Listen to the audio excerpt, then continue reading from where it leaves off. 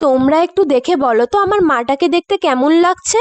তো hello everyone, আমি আগের একটা মিনি ব্লগে তোমাদের বলেছিলাম যে আমার মামার বাড়িতে মনসা পুজো আছে, তো আমি আজকে সারাদিন কি কি করলাম তোমাদের সেটা দেখাবো।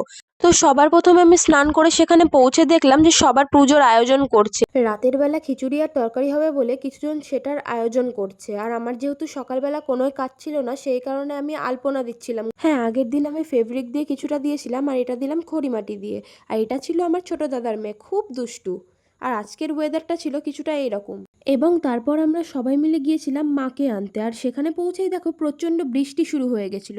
আর এটা ছিল আমাদের মিষ্টি মা। বৃষ্টি কমার সঙ্গে সঙ্গে আমরা মাকে নিয়ে চলে আসি বাড়িতে, এবং তারপর শুরু হয় মায়ের বরণ, এবং বরণ হতে হতে বৃষ্টি চলে আসে। বরণ শেষে মাকে তার নিজের জায়গা মতো স্থাপন করে দেওয়া হয়, এবং আমি এই সুযোগে বেরিয়ে পড়ি রেডি হতে।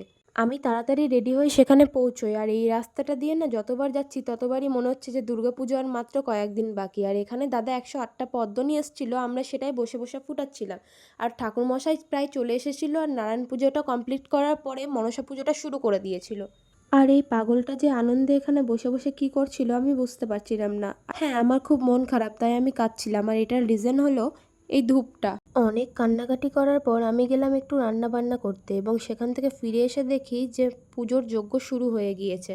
পুজোর যজ্ঞ শেষ হতে না হতে প্রায় লোকের ভিড় লেগে গিয়েছিল, এবং আমি এখানে বসে বসে প্রসাদ তৈরি করছিলাম সকলকে দেওয়ার জন্য। তারপর সবাই প্রসাদ খেয়ে খিচুড়ি খেতে চলে গিয়েছিল। তো আজকের মিনি ব্লগটা আমার এতটুকুই। আবার দেখা হবে অন্য কোনো মিনি ব্লগে। তোমরা আমার চ্যানেলটিকে লাইক, কমেন্ট অ্যান্ড শেয়ার করে দিও। টাটা।